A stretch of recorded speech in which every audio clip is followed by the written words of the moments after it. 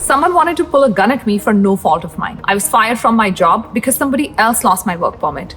And I got a $13,000 bill for a simple dental procedure despite having health insurance. All of this in just 3 years of living in US. And today I feel like letting it all out. Honestly, this is still the Nidhi Nagori channel, except that I have my dear husband here. So today we're going to talk about a very important topic. And I think this is a topic that I have not spoken about in the last 4 years almost. Except within the house where we talk about it nearly every second day. Yes. And this topic is... Why did we move to Canada from the US? Why did we leave the United States of America? Well, I have to be honest, first of all, I grew up in India where Bollywood movies were all about the nice tall buildings in New York City, Chicago, etc. So we kind of got that life. We were both working in the US. Everything was kind of set. And so today we're going to go deep into why we left the US for Canada. So if you want to know what you should be looking out for as an immigrant, stick around.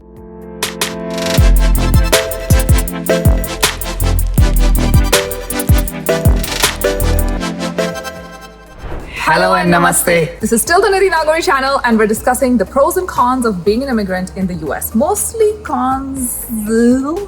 It might be cons for someone, it might not be cons for someone, but we're just sharing our reasons. So, Aditya, my dear husband, do you want to give a small brief about when you were in the US? So I moved to the US in 2013 to do my residency training in medicine. I was there from 2013 to 2019. Nidhi joined me in 2016. And then we moved to Canada in 2019. So Nidhi, what were the top 3 reasons why you wanted to move and when did this start? I think I'm going to break this down into 4 major parts. So there were a number of reasons, Nidhi, that we collectively decided to move to Canada. What was the top reason? What was the number one reason? So I think the conversation about leaving the US and Canada was not decided then. The biggest reason was immigration. And that's because both of us were born in India. If you're not born in India, China, or Philippines, this might not apply to you. So what is it about immigrating from India that makes it so unique? I honestly think it's the wait time for getting a green card. I was not somebody who wanted to live on a visa for life because of the uncertainty. But I think it wasn't just the wait time, it was the entire uncertainty, nature of the process, and the exploitation of immigrant workers in particular. I think the United States is very unique that it wants immigrants to come in, either documented or undocumented. It wants them to work, but not really live. They don't want to give you healthcare. They want to exploit you at every opportunity. They want to underpay you. The work conditions are very precarious. And I think you live in this state of constant stress. You're constantly chasing deadlines. Your paperwork has to be renewed every year or every 6 months. It's just not fun. And when we moved to Canada, that's when we realized how simple paperwork can actually be and how little it actually takes to make that process simple. And to give you better context, right now when US was going through tech winters, I'm sure we all saw stories of layoffs from people who had actually graduated from the best of universities in the US, who'd gotten the job, who'd gotten their paperwork filed for green card. But because they were laid off and because they lost their job, they were also going to lose their right to live in the United States. In fact, it is expected that the number of people that will be leaving the US this year is probably going to be one of the highest because of the tech layoffs. And the other thing is the US immigration policy is terribly complicated.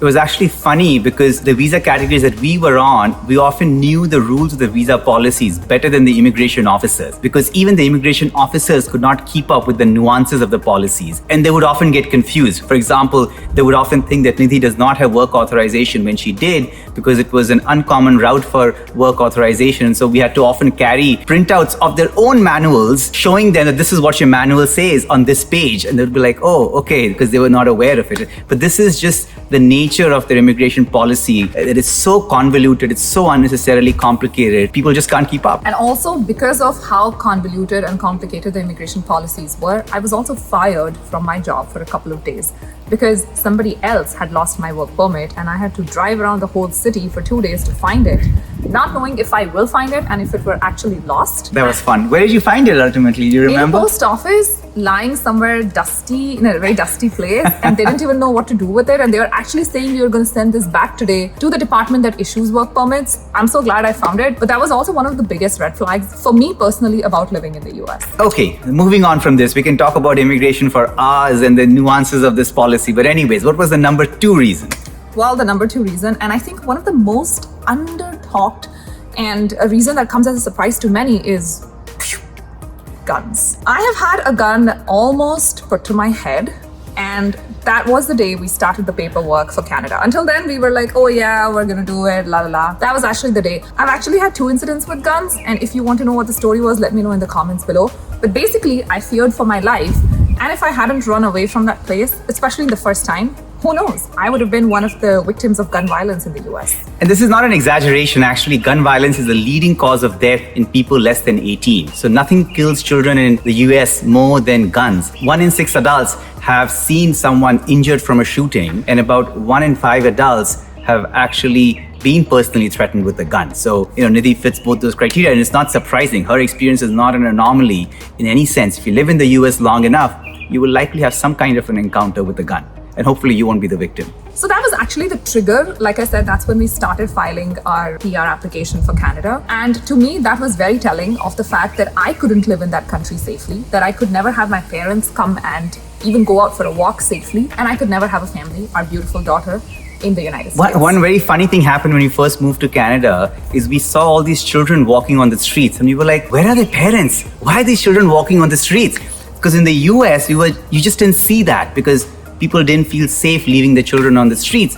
And here we would see kids 6 years old, biking at 8 o'clock at night. And we were like, what's wrong with these people? Because we came from a culture where children stayed cooped up inside houses, and that leads to its own effects. Isolation, loneliness, depression amongst children and teens, which is a big problem in the US because you lack the social connectedness because of the fear that gun creates. All right, so now coming to point number 3, and this probably applies to me more right now, but it was always a big factor in consideration even when we moved, which is healthcare.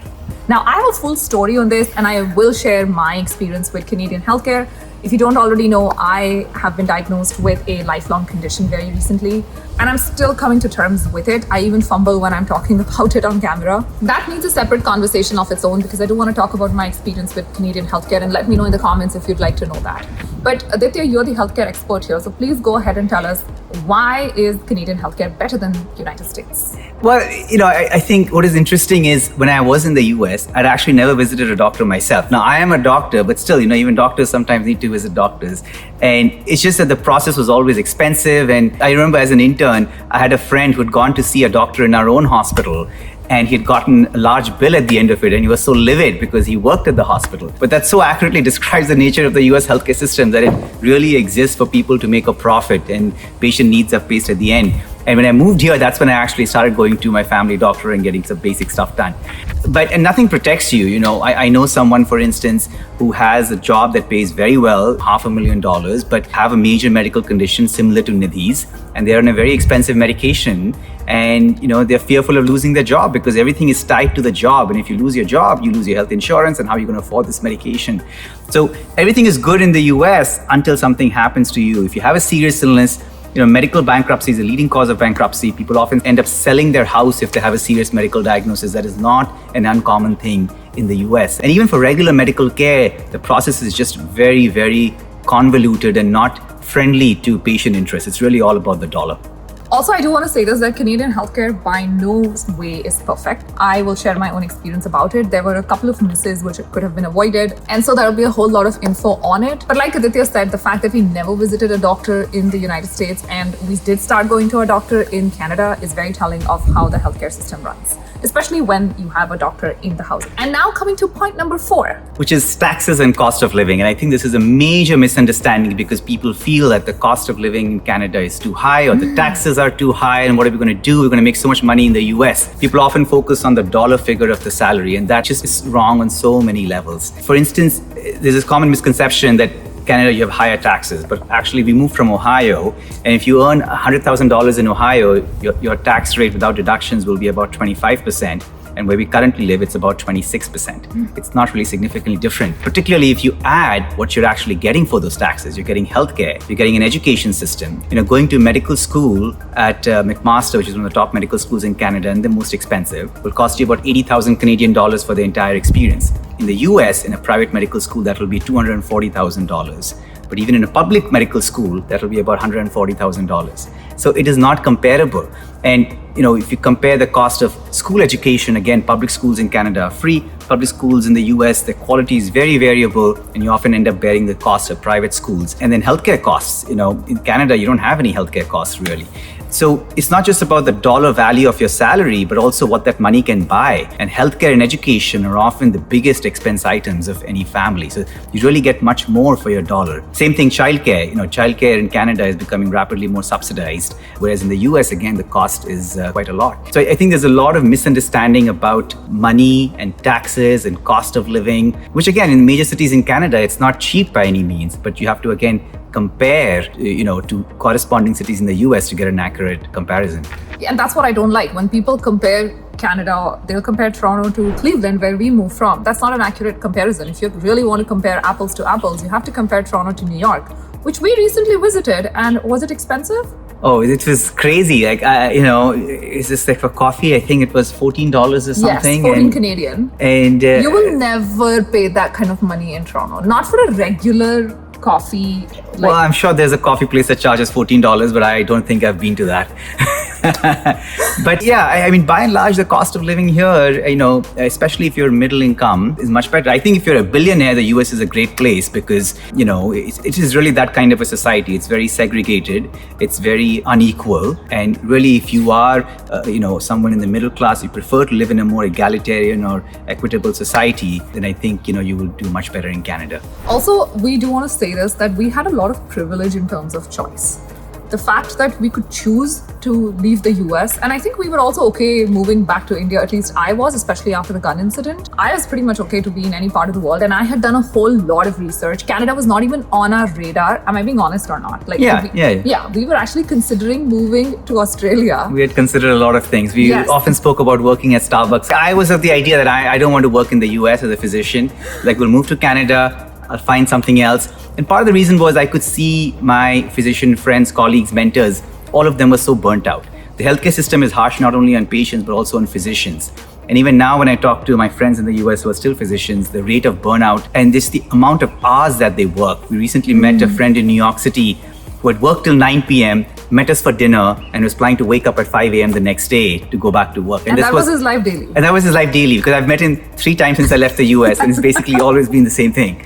And that is just, parental leave in Canada. When I first moved to Canada, I had a physician colleague who gave birth and took 1 year of maternity leave. And for me, that was just a new idea.